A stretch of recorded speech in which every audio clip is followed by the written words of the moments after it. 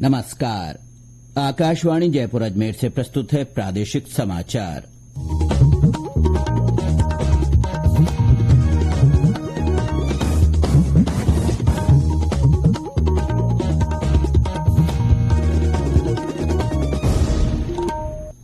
मुख्य समाचार। राष्ट्रपति द्रौपदी मुर्मू आज जैसलमेर में सेना के कार्यक्रम में शिरकत करेंगी। स्वयं सहायता समूहों की महिलाओं से भी करेंगी संवाद। मुख्यमंत्री भजनलाल शर्मा ने कहा, प्रत्येक नागरिक को उच्च स्तरीय चिकित्सा सुविधाएं उपलब्ध कराना सरकार की जिम्मेदारी। भाजपा के राष्ट्रीय पदाधिकारियों की बैठक कल से नई दिल्ली में शुरू। लोकसभा चुनाव की रणनीति पर हो रही है चर्चा। और प्रदेश में सर्दी के तेवर बढ़े, आज जयपुर और भरतपुर संभाग में बारिश की संभावना।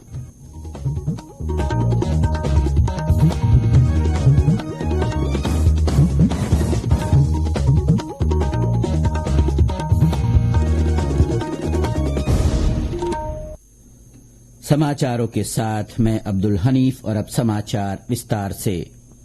राष्ट्रपति द्रौपदी मुर्मू आज जैसलमेर के पोखरण फील्ड फायरिंग रेंज में आयोजित हो रहे सेना के कार्यक्रम में शामिल होंगी। इसके बाद राष्ट्रपति शहीद पूनम सिंह स्टेडियम में आयोजित लखपति दीदी कार्यक्रम में महिलाओं से संवाद करेंगी। ये कार्यक्रम ग्रामीण विकास और पंचायती राज विभाग तथा राजस्थान ग्रामीण आजीविका विकास परिषद की ओर से आयोजित किया जा रहा है। राजीविका के राज्य महाप्रबंधक ने बताया कि कार्यक्रम में स्वयं सहायता समूहों की 5000 से अधिक महिलाएं भाग लेंगी। स्वयं सहायता समूहों के माध्यम से 45 लाख महिलाओं को लाभान्वित किया गया है। राज्यपाल कलराज मिश्र राष्ट्रपति की अगवानी के लिए जैसलमेर में मौजूद हैं। मुख्यमंत्री भजनलाल शर्मा ने कहा है कि प्रदेश के प्रत्येक नागरिक को तत्परता के साथ उच्च स्तरीय चिकित्सा सुविधाएं उपलब्ध कराना सरकार की जिम्मेदारी है। इसके लिए आवश्यक है कि आम जनता के साथ संवेदनशीलता के साथ व्यवहार हो तथा चिकित्साकर्मी अपने कर्तव्यों का पालन करें। श्री शर्मा कल जयपुर में चिकित्सा और स्वास्थ्य विभाग की समीक्षा बैठक को संबोधित कर रहे थे।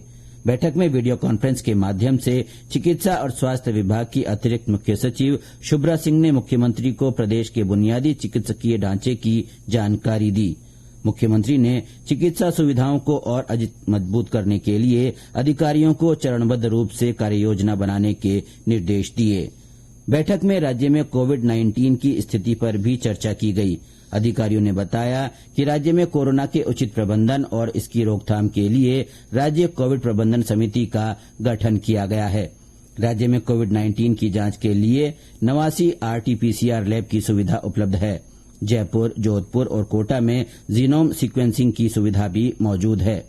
मुख्यमंत्री ने अधिकारियों को कोविड-19 के नए वेरिएंट के लिए पूरी सतर्कता बरतने और इसके उपचार के लिए आवश्यक दवाइयां सहित सभी चिकित्सकीय सुविधाएं सुनिश्चित करने के निर्देश दिए। विकसित भारत संकल्प यात्रा अब तक 1 लाख से अधिक ग्राम पंचायतों तक पहुंच चुकी है।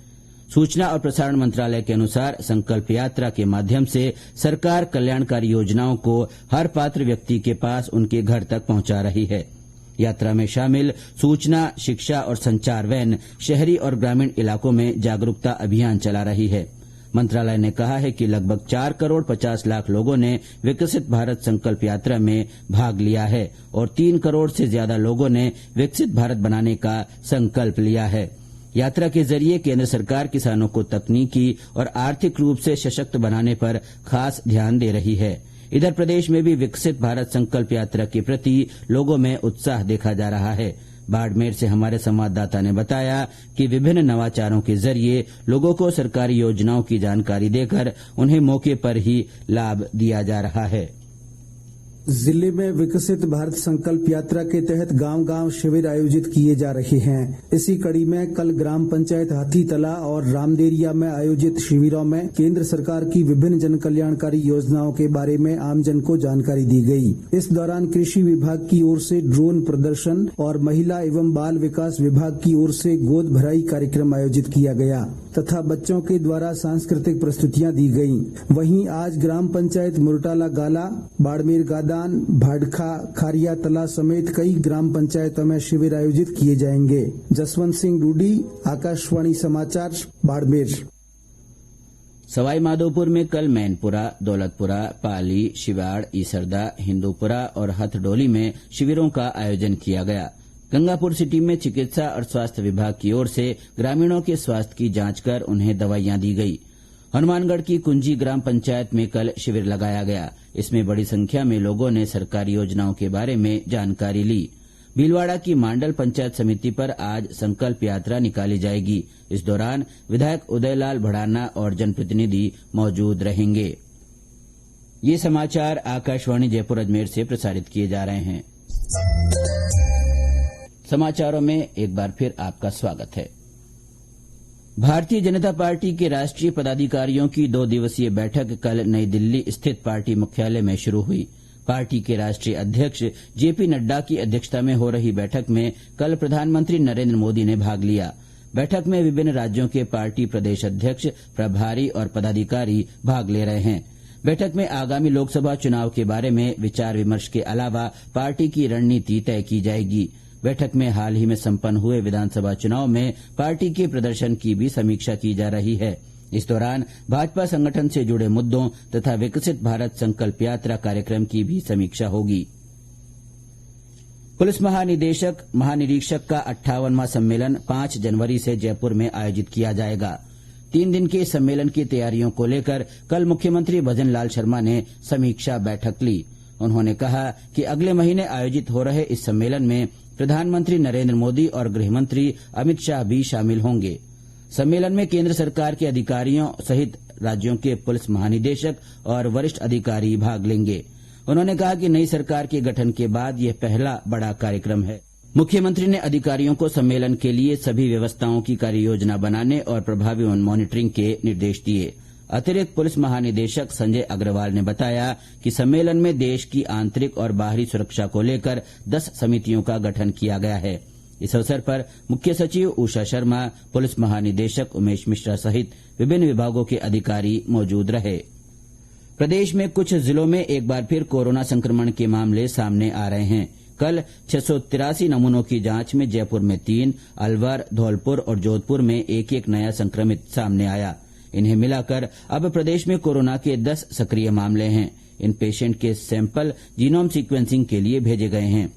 वहीं इस बीमारी से दौसा जिले में एक व्यक्ति की मौत हो गई। चिकित्सा विभाग ने कोरोना के बढ़ते मामलों के मद्देनजर स्टेट कोविड मैनेजमेंट टीम का गठन किया है। पूर्व प्रधानमंत्री चौधरी चरण सिंह की आज जयंती है। इस मौके पर झुंझुनू में चौधरी चरण सिंह विचार मंच की ओर से प्रभात फेरी निकाली गई। रैली में शामिल हुए विद्यार्थियों ने उनके व्यक्तित्व और कृतित्व को याद करते हुए उनका अनुसरण करने का प्रण लिया। भारतीय अंतरिक्ष अनुसंधान संगठन इसरो के अध्यक्ष एस सोमनाथ ने कहा है कि अमृतकाल के दौरान भारत का अपना अंतरिक्ष केंद्र होगा। कल अहमदाबाद के विज्ञान नगर में आयोजित भारतीय विज्ञान सम्मेलन में युवा वैज्ञानिकों को संबोधित करते हुए उन्होंने कहा कि भारतीय वैज्ञानिक अगले 25 वर्षों में चंद्रमा पर पहुंच जाएंगे। उन्होंने वैज्ञानिक विद्यार्थियों से अपने ज्ञान और क्षमता का उपयोग करते हुए भारत को विकसित देश बनाने की दिशा में योगदान करने का आह्वान किया। प्रदेश में सर्दी के तेवर तीखे बने हुए हैं। कई स्थानों पर हल्की बारिश हुई। राजधानी जयपुर में आज सुबह बूंदाबांदी हुई और ठंडी हवाओं से सर्दी का असर बढ़ गया। श्रीगंगानगर से हमारे संवाददाता ने बताया कि वहां कल इस सीजन की सबसे सर्द रात दर्ज की गई। हनुमानगढ़ में कल दिन भर बादल छाए रहे और दिन के तापमान में गिरावट देखी गई। भीलवाड़ा में ठंडी हवाओं के कारण सर्दी बढ़ जाने से जनजीवन प्रभावित हो रहा है। भरतपुर में लोग ठंड से बचने के लिए अलाव का सहारा ले रहे हैं। मौसम विभाग के अनुसार आज दौसा, करौली, भरतपुर, धौलपुर, अलवर, जयपुर और आसपास के क्षेत्रों में कहीं कहीं हल्की बारिश की संभावना है। और अंत में मुख्य समाचार एक बार फिर। राष्ट्रपति द्रौपदी मुर्मू आज जैसलमेर में सेना के कार्यक्रम में शिरकत करेंगी। श्रीमती मुर्मू स्वयं सहायता समूहों की महिलाओं से संवाद भी करेंगी। मुख्यमंत्री भजनलाल शर्मा ने कहा है कि प्रत्येक नागरिक को उच्च स्तरीय चिकित्सा सुविधाएं उपलब्ध कराना सरकार की जिम्मेदारी है। भाजपा के राष्ट्रीय पदाधिकारियों की बैठक कल से नई दिल्ली में शुरू हुई। लोकसभा चुनाव की रणनीति पर चर्चा हो रही है और प्रदेश में सर्दी के तेवर बढ़ गए हैं। आज जयपुर और भरतपुर संभाग में बारिश की संभावना है। इसके साथ ही प्रादेशिक समाचार बुलेटिन समाप्त हुआ। नमस्कार।